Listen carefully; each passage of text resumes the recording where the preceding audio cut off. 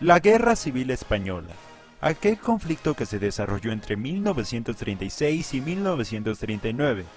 trayendo un gran cambio para España tras su término al marcar un antes y un después en su historia. Uno que duraría varias décadas al Francisco Franco instaurar una dictadura de corte fascista. Sin embargo, en este momento no nos enfocaremos en aquel periodo, sino en aquella guerra que provocó el ascenso de un nuevo gobierno en la nación hispana. Así que, ¿cómo es que se desarrolló este conflicto? Eso es lo que veremos después de la nueva introducción.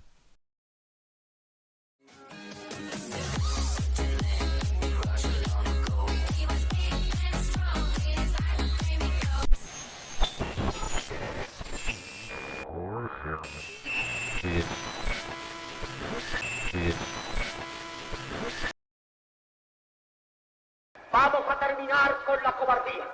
vamos a terminar con el bien, vamos a reaccionar firmemente, gallardamente frente a aquellos que atropellen la unidad de la patria, el señor nacional o el honor de los españoles. Yo voy a atreverme hoy aquí a daros esta voz de mando. Adelante, españoles, sin miedo a nada ni a nadie, por la fe y por la patria, las banderas en alto. ¡Viva Cristo Rey! ¡Arriba España! ¡Adelante España!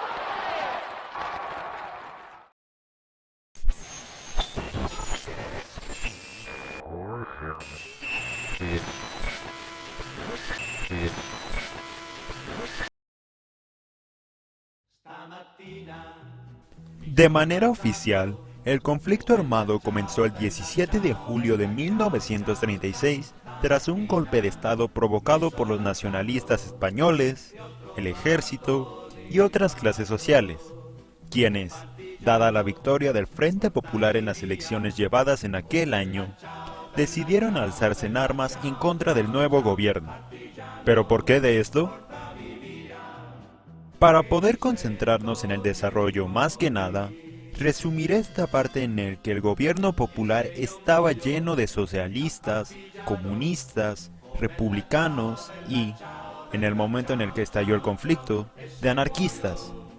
Todos los seguidores de las ideas nacionalistas y de derecha en general, en España, decidieron acabar con ellos por esta misma razón.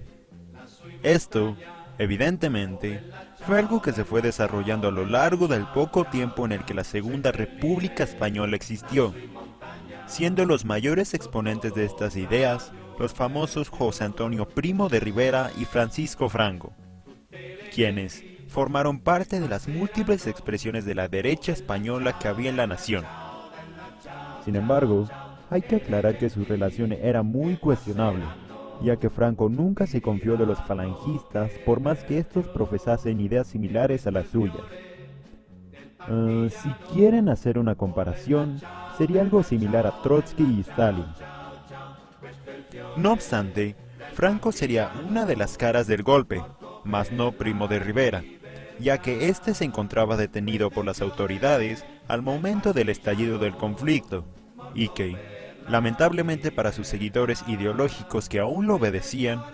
aunque éste estuviera encerrado en prisión, sería fusilado en noviembre de ese mismo año. Por esto, y por las diferencias entre los dos hombres, Francisco Franco, Emilio Mola, la cabeza de plan y una figura que había tenido una gran importancia en la dictadura previa a la República, Miguel Cabanellas, entre otros, formarían la cabeza del golpe en contra del gobierno de Manuel Azaña. Con el parcial éxito del plan de los nacionalistas, España sería dividida en dos, siendo la mayor parte del norte ocupada por los fascistas, aunque para su desfortuna, no lograrían ocupar ninguna de las ciudades principales tal y como Madrid, Barcelona o Valencia, aunque eso sí, contaban con el control de ciudades como Sevilla o Zaragoza. A partir de este punto, la nación se dividiría entre dos bandos, el sublevado y el republicano, quienes no recibirían ayuda de ningún país debido a la creación del Comité de No Intervención, del que Francia, Reino Unido, Italia y Alemania formarían parte. Y claro, obviamente estos dos últimos no romperían dicho acuerdo, porque sus líderes siempre han sido hombres de palabra, ¿verdad? Bueno, dejemos esto a un lado y pasemos con la siguiente interrogante. ¿Qué hay de los republicanos? A diferencia de los franquistas, los republicanos se encontraban en una situación mucho más complicada, ya que su ejército se encontraba totalmente desorganizado, al igual que los representantes políticos, quienes no sabían qué podían hacer con un ejército tan ineficiente. Además, el presidente de la República tuvo que contar con el poco apoyo inicial de las naciones extranjeras, como con la colaboración con comunistas españoles, tal y como José Díaz, Francisco Largo Caballero y Juan Negrín, siendo estos últimos dos los que sustentarían el gobierno. Pese a estos inconvenientes, para su buena suerte, recibirían la ayuda de Stalin y de Lázaro Cárdenas junto a las brigadas internacionales, quienes apoyarían con rifles, alimentos, comida, munición, tanques por parte de los soviéticos y asilo para todo aquel que huyese de la nación, siendo México quien acogería a más personas y las ayudaría tras el fin de la guerra, a diferencia de la URSS stalinista,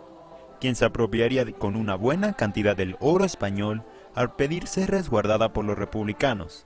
aunque claro, misteriosamente ese oro desaparecería. Por la otra cara de la moneda, el lado sublevado sería apoyado por Alemania, Italia y posteriormente Portugal,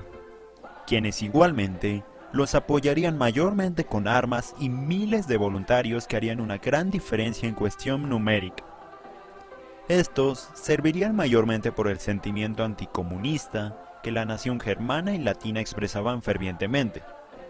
uno que compartían con los españoles, en particular con Franco, quien luego de unos meses de la proclamación del conflicto, se volvería en el caudillo y líder máximo de la nación. Sin embargo, un punto que ambos bandos compartirían sería el uso masivo de aviones a lo largo del conflicto, en especial de bombarderos que le fueron otorgados por las potencias extranjeras. De hecho,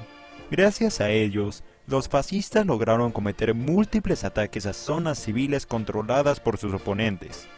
asesinando a varias centenas de ellos con cada ataque efectuado. Uno de los mayores lugares afectados por esto fue Madrid. Y curiosamente, el campo terrestre y el aéreo tuvieron el papel protagónico en los casi 3 años que duró la guerra civil, ya que las fuerzas marítimas de ambos contrincantes fueron empleadas en muy escasas veces. Con todas estas cartas en la mesa, es que podemos comprender la situación desventajosa en la que se encontraban los republicanos, quienes, en cuestión de semanas del estallido de la guerra, comenzaron a perder terreno ante el capacitado ejército sublevado que contaba con la experiencia de varios militares provenientes de las colonias africanas. Sin embargo, el avance franquista empezaría a decrecer en los meses venideros, dado el intento de su parte por tomar Madrid, evento que no se concretaría después de haber empezado su asedio en noviembre del 36 y terminándolo en marzo del año posterior. Esto sería un pequeño alivio para los republicanos, quienes podrían contener su capital por el resto de la guerra. Lo siguiente que vendría sería una ofensiva en el norte de la nación, la cual se concretaría en el penúltimo mes de 1937, logrando así la adquisición de ciudades como Bilbao o Santander al territorio nacionalista, y, con ello, la supresión de centenas de miles de hombres y mujeres partidarios de la República, que se sumarían a los muertos de este conflicto, que, para este momento, ya había cobrado la muerte de miles en ambos bandos, ya fuesen por las batallas o por crímenes de guerra, tal y como la ejecución de sacerdotes por parte de los republicanos o el abuso hacia las mujeres por parte de los sublevados. Después de la captura total de la zona norte de España, el siguiente paso de Franco sería la captura de las provincias de Teruel, Castellón y una parte de otras. Este proceso sería un extenso,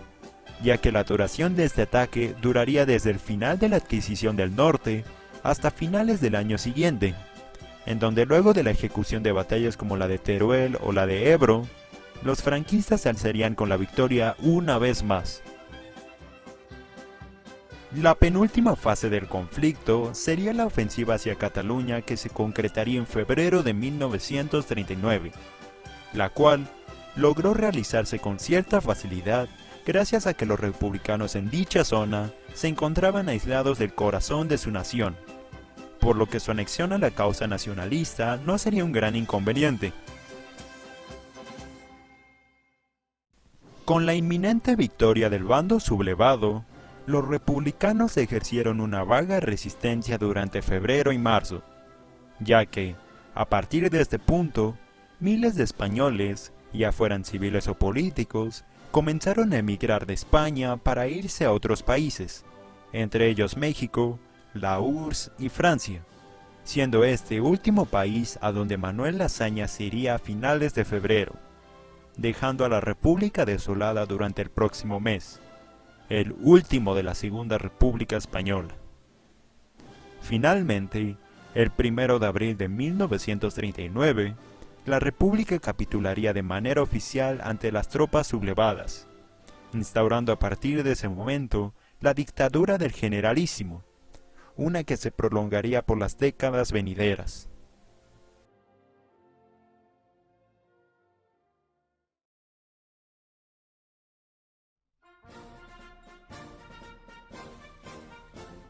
Como vimos a lo largo de este video más extenso del usual, este conflicto oculta muchos secretos, así como crímenes por parte de ambos bandos, por lo que no podemos limitarnos a juzgar de manera bipolar los actos de ambos bandos, tachando a uno totalmente bueno como al otro totalmente malo. Dejando este micropensamiento personal, me alegra estar de vuelta y saber que el canal ha crecido pese a mi inactividad, por lo que agradezco eso y motivo a todos para que lleguemos a este año a los 1000 suscriptores, que cuando eso suceda, se vendrán cosas muy interesantes. En fin, sin nada más que pueda añadir, hasta la próxima, camaradas.